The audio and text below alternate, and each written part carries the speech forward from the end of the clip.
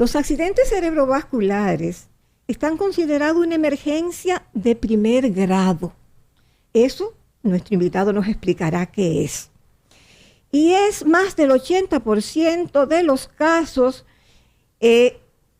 hasta ahora que se generan por coágulos de sangre en el cerebro. Antes de darse un accidente cerebrovascular o ACV, como se llama comúnmente, se producen signos que pueden darnos algún indicio de que vienen en camino. Sobre eso, sobre qué son los accidentes, los tipos, los factores de riesgos, las técnicas, todo aquello que podamos hacer, las enfermedades, sobre todo medicina preventiva. ¿Cómo podemos evitarlos si son evitables?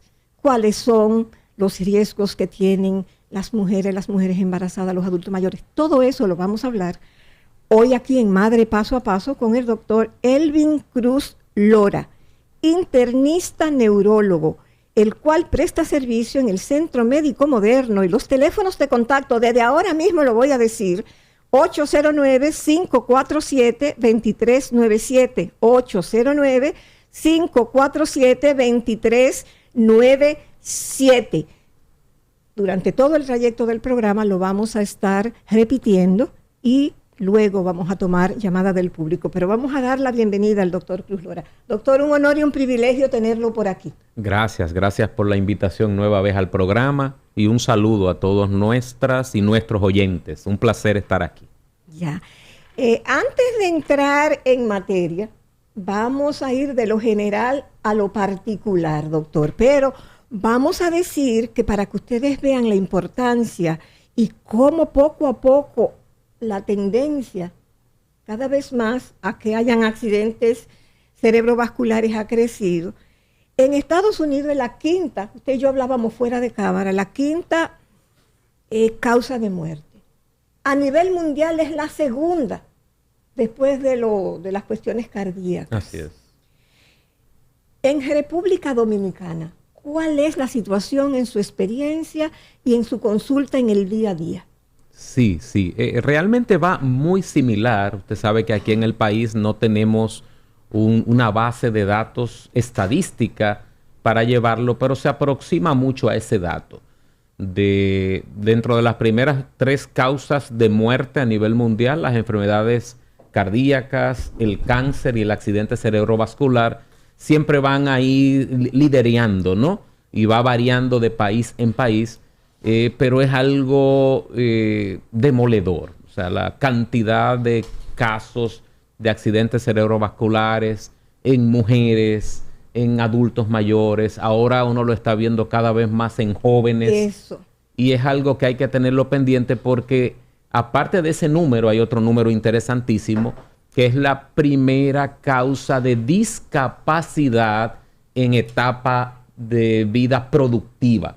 Es decir, una persona que está en su empleo, en su emprendimiento, la principal causa de que pierda esa función para su trabajo es también un accidente cerebrovascular, por lo que la medicina preventiva, como usted señalaba, es fundamental para este grupo de edad, para poder seguir manteniendo su estatus funcional y recordando que estos accidentes cerebrovasculares, que ahorita nos llamarán y nos darán su testimonio algunos, no solamente afecta al que se enfermó, sino que va a afectar todo su entorno familiar, porque ya no tiene la entrada económica y ahora hay que tomar tiempo para cuidar a ese paciente. Entonces cambia el engranaje familiar. Hay que dejar un trabajo para cuidar al enfermo, hay que llevarlo a rehabilitación, el dinero que entra es para comprar los medicamentos. Y si sabemos que es de cada 5 episodios, 4 de ellos son prevenibles, es muy importante entonces cuidarse desde ahora para evitar que eso pase en casa. Esa es muy buena y alentadora noticia, doctor. Pero vamos, como decíamos, después de esta introducción genial, vamos a hablar sobre ¿Qué son los accidentes cerebrovasculares, los famosos ACV? Así es. En la calle aquí en Dominicana le llamamos ACV, embolia, trombosis, derrame. A la larga es la misma idea. Es un evento de manera súbita y rápida de un daño a nivel de un área del cerebro por una falta de irrigación.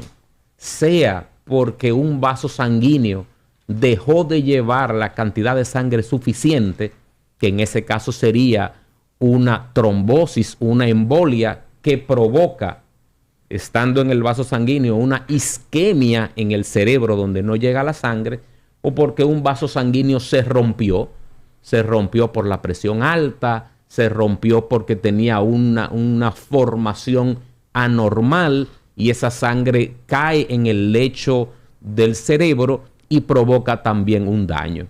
Eso es lo que se le llama un ataque o un accidente. Por eso el nombre de ataque, por lo súbito y lo repentino que sucede de que una persona pudiera estar ahora mismo conversando y de repente comienza a hacer los síntomas. Algunos de ellos, como usted decía, pueden dar alguna manifestación. 5 o 10 minutos de un habla estropajosa, 10 o 20 minutos de un brazo acalambrado, 10 minutos de que pierde la forma de cómo conversar, pero la gran mayoría son ataques, accidentes. ¡Buf! Le dio y comienza a evolucionar rápidamente hasta llevarlo a un estado de postración. Ahora que usted dice eso, ayer una persona muy cercana a nuestra, una señora que es una familia, es como si fuera mi hermana que tiene muchos años cuidando a mi madre, que es como una hermana que papá Dios me tenía guardada. Ella hablaba por teléfono con su padre y hablaba muy bien. Papi, ¿no? Que cómo están tus ojos, que cuídate, ok, Dios te bendiga. Y es un ser humano excelente, una familia que vive pendiente de todo. El señor vive en la región sur. Y a los 20 minutos ya va llorando donde mí, que su papá lo tuvieron que llevar al médico porque le encontraron en el piso. Así es. Él es hipertenso. Y le subió la presión a 20.5, no sé cuánto, y le dio un accidente cerebral. Así es, así. Por eso son ataques, por lo Pero súbito. él estaba bien hablando con ella, yo la oí, incluso él me saludó. Así es, así es. Y es lo preocupante de esto, porque si se anunciaran y si tocaran la puerta, bueno, uno pusiera el candado porque están tocando la puerta. Pero en este sentido, estas enfermedades realmente no son así. Doctor, ¿existen cuántos tipos de accidente cardiovascular? Y por favor nos explica cada uno de ellos. Sí. Realmente son dos grandes grupos. De cada 10 pacientes que hacen un evento cerebrovascular, 8 promedio serán por un evento de isquemia en el cerebro. Es decir, la idea de ese vaso sanguíneo que llega al cerebro que dejó de pasar la sangre, sea por una placa de grasa que se está acumulando sobre una arteria producto de la presión alta, de la mala dieta, del fumar, del colesterol alto, y esa placa disminuye la cantidad de sangre que va fluyendo. Siempre pongo el ejemplo de la calle donde uno va, de que esa calle va fluyendo, pero si el carro público se parqueó en un borde y otro carro se parquea paralelo a él, ya el flujo se obstruye y se arma un tapón. Eso sucede con la trombosis, se arma un tapón en ese sentido y la sangre no circula bien. O que una partícula de esa placa de grasa se desprenda y vaya circulando hasta una arteria más pequeñita, un carro que se para en un callejón y deja de pasar la sangre. El 8 de 10 casos es por ese mecanismo. Ahora, hay de cada 10, 2 casos es por un vaso sanguíneo que se rompió, que es ahí lo que le llamamos el ACV hemorrágico o el derrame cerebral.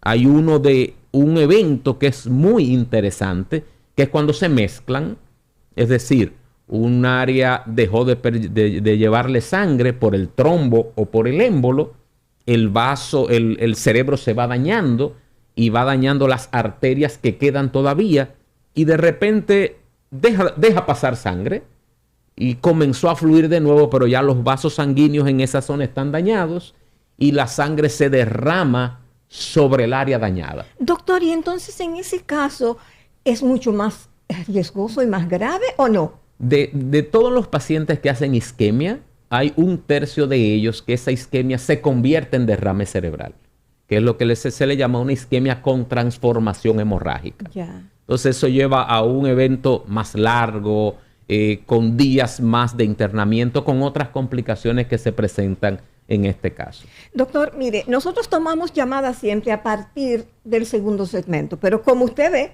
desde que comenzamos las lucecitas están prendidas. Así es. Vamos a comenzar a tomar llamadas desde ahora de vez en cuando antes del segundo segmento.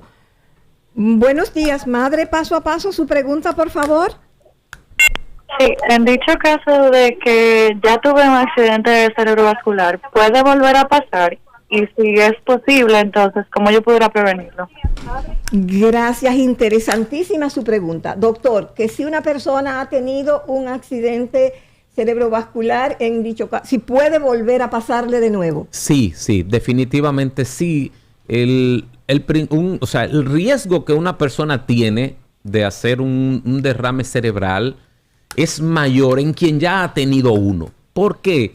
Porque muchos de los factores que provocaron el primero, ya él lo tiene en su vida.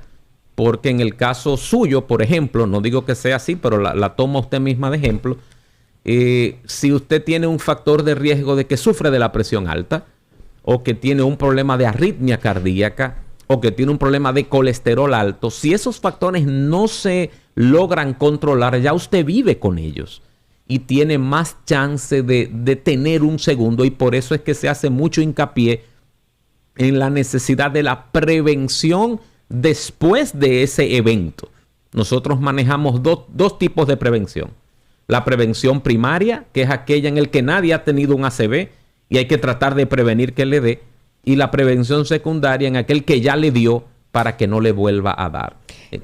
Doctor, ya vamos a tomar otra llamada antes de seguir, porque mire cómo siguen las lucecitas. Y para nosotros, el público es lo más importante de este programa. Buenos días, madre, paso a paso, su pregunta al doctor Elvin Cruz Lora, por favor. Hola, a mí me gustaría saber, entre el accidente cerebrovascular isquémico y el hemorrágico, ¿cuál es más propenso a provocarme discapacidad o bien la muerte? Excelente pregunta, doctor. Muy buena. Gracias, muy amable señorita por su pregunta. Gracias por tu llamada. Mira, por la cantidad que son, como el 80% son isquémicos, por cantidades el isquémico lo provocará, pero si es individualmente, realmente el ACV hemorrágico tiende a ser muy demoledor. Hay un subgrupo dentro de ellos, que es ya la hemorragia subaracnoidea. Permíteme rápidamente darte la idea. El ACV hemorrágico tradicional, el que todo el mundo conoce, su principal causa es la hipertensión arterial y provoca coágulos en zonas muy específicas del cerebro. Y ese tiene una mortalidad importante. Ahora, una hemorragia subaracnoidea, que es que se rompe probablemente un aneurisma, una formación extraña, una totumita en una arteria en el cerebro, la mortalidad es altísima. Se dice que la mitad de los pacientes se mueren cuando se rompe el aneurisma en su casa, no le da tiempo llegar a la emergencia, y el otro grupo de los que llegan, la mitad se muere en los primeros 2 o 3 días. Estamos hablando de que es un cuadro demoledor y tenerlo pendiente en ese sentido. Doctor, usted decía en el momento anterior a las preguntas que los ACV, los ataques, los accidentes cardiovasculares, no importa cómo uno le llame, no tocan a la puerta, no te dan señales. Entonces, ¿cuáles serían los factores de riesgos y los grupos de riesgos? Eso es importante entonces saberlo, conocerlo y reiterarlo, porque si es algo que te da súbito, que no te da ningún síntoma, que no te da alerta, ¿cuáles son entonces esos factores de riesgos para evitar y esos grupos de riesgos para estar alerta? Claro, claro que sí.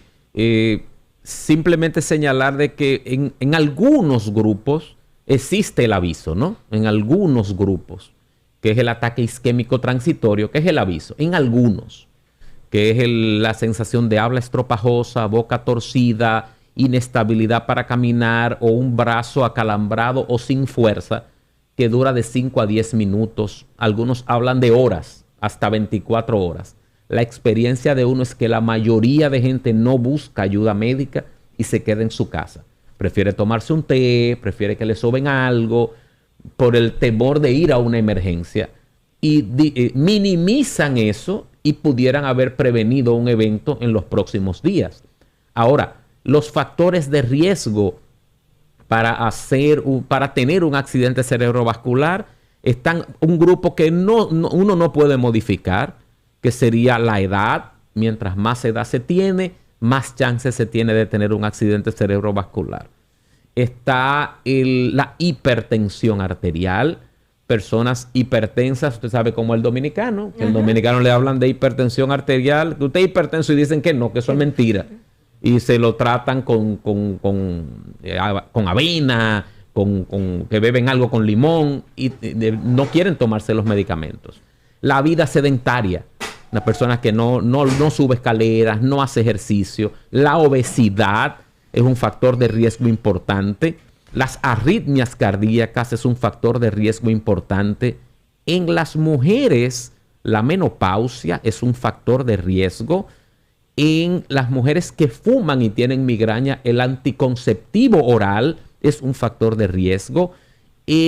Aunque es poco, pero hay que decirlo, el embarazo podría ser un factor de riesgo por factores de coagulación que están cambiados en la sangre en las mujeres en ese momento. Falsémicas, mujeres con falsemia o otras enfermedades de la sangre tienen un factor también más alto de desarrollar un ACV que otros. Doctor, vamos a dejar, le voy a hacer la pregunta y vamos a seguir tomando llamada porque no quiero que esta pregunta nos la mandaron por WhatsApp como 5 o 6 veces y yo la tenía dentro de mí, por eso le puse ojos como usted ve. El uso de anticoagulante, ¿cómo incide? Porque, por ejemplo, una persona que ha tenido una trombosis en la pierna, mi madre tiene 97 años, yo lo hago aquí, lo traigo a colación porque puede servir de experiencia en otros casos. Una señora sumamente saludable con 13.7 de la prisión y todo eso tomada ayer por su geriatra, pero ella tuvo una trombosis y ella toma una 2.5 pastillitas de anticoagulante porque tiende a que esa pierna de vez en cuando como que se le pone un poco inflamada. El uso de anticoagulantes, ¿cómo incide en los ACV? Pero eso va a ser después que tome esta llamada. Buenos días. Su pregunta, madre, paso a paso, por favor, al doctor Elvin Cruz Lora. ¿Qué tan frecuentes son los accidentes cerebrovasculares en jóvenes? Muy bien. Gracias, señorita. Muy buena pregunta. El doctor y yo, cuando estábamos fuera de cámara esperando para entrar, yo le decía, doctor, estoy alarmada. Todos los días me entero de gente que mucho más jóvenes están sufriendo accidentes cardiovasculares, están sufriendo infarto, una serie de situaciones. Cada vez más frecuentes y relacionados. El gran número es por una arteriosclerosis prematura, es decir, un endurecimiento y aumento del depósito de grasa en las arterias, ahora cada vez más jóvenes hipertensos, más jóvenes que son diabéticos, más jóvenes que fuman, ahora ya con esta alta incidencia del vapeo, están entrando a fumar más jóvenes todavía, el uso de drogas, jóvenes que tienen algún problema en el corazón y no lo saben, problemas de válvulas, problemas de comunicaciones entre áreas del corazón, el uso de drogas en jóvenes también, los puede predisponer a accidentes cerebrovasculares tanto isquémicos como hemorrágicos. Por lo tanto, no se puede decir que esta es una enfermedad de gente mayor, sino que cualquier persona pudiera hacerlo si no se cuida y si no mantiene todos sus factores de riesgo controlados. Doctor, dejamos en el aire la pregunta de la relación entre el uso de anticoagulantes y el asunto de los ACV. Sí, la idea, si uno lo compara, es básicamente la misma idea de lo de la pierna de su mamá. Es decir, su mamá tiene un problema en la pierna y hay un momento en que no fluye bien la sangre por esa arteria, la misma idea que en el cerebro. Y le ponen un anticoagulante para que la sangre circule mejor. A nivel cerebral se usa también en algunos tipos de trastornos cuando hay arritmias cardíacas o cuando hay una estrechez muy importante de un vaso, un anticoagulante de ese tipo también, sabiendo que el paciente debe ser bien seleccionado y bien monitorizado porque ellos tienen un riesgo, si no se usa bien el medicamento, es un anticoagulante, tiene un riesgo de provocar un derrame cerebral y realmente el cuadro es bastante desastroso cuando sangran producto de un anticoagulante porque es más difícil de parar ese sangrado.